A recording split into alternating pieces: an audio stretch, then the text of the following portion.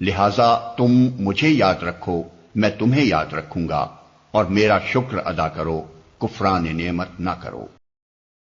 اے لوگو جو ایمان لائے ہو، صبر اور نماز سے مدد لو، اللہ صبر کرنے والوں کے ساتھ ہے۔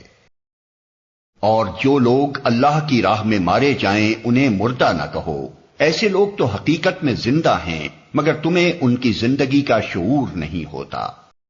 اور ہم ضرور تمہیں خوف و خطر، فاقہ کشی، جان و مال کے نقصانات اور آمدنیوں کے گھاٹے میں مبتلا کر کے تمہاری آزمائش کریں گے۔